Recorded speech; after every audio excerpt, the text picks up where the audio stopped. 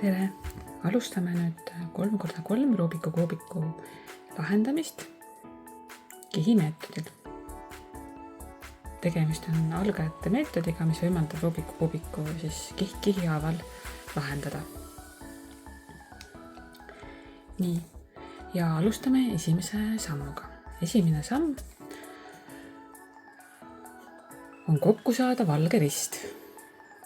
Ja niimoodi, et valgega paiknevad servatükid läheksid kokku keskmise tüki värviga. See samm ongi väga hea selleks, et oma kuubikut paremini tundma õppida. Seda tulemust on võimalik ka ise saavutada, aga et seda lihtsustada, siis on selleks olemas ka teatavad väiksed valemid ja põhimõtted, mille järgi esimene samm lahendada. Ja alustame sellest, et võtame ette külje, kus kollane paikneb keskel.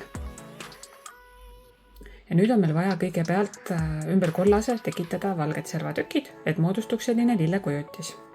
Nii hakkame neid valgeid siit erinevate kohtade pealt otsima. Need siin lähevad väga ilusti juba paika.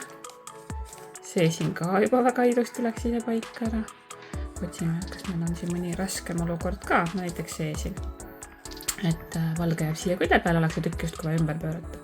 Ja seda saame me teha ühe kindla valemiga. Võtame selle, ütleme, et see valge on siin, siis võtame, keerame kuubiku niimoodi ja rakendame sellist väikest valemit alla, ülemikist vasakule ja siis keerame esikülje.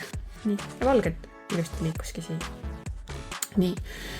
Valge lill on moodustatud, siin karikakre kujutis. Nüüd on meil vaja viia need valgega tükid teise külje peale, et tekiks siia alumise külje peale see valge rist.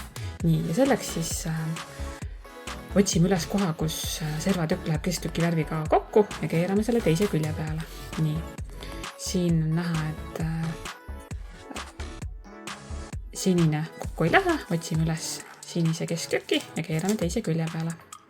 Nii, roheline samamoodi, keerame siia. Nii, ja oranž juba on ka ja keerame selle teise külje peale. Nii, ja nüüd ongi meil valge rist lahendatud ja niimoodi, et see valge kohakutele servatükk läheb kokku keskmise tüki värviga. Nii, ja ongi meil edukalt esimene samm lahendatud. Kokku on 7 sammu, et kuubik täiesti ära lahendada. Aga näeme järgmise sammu juures.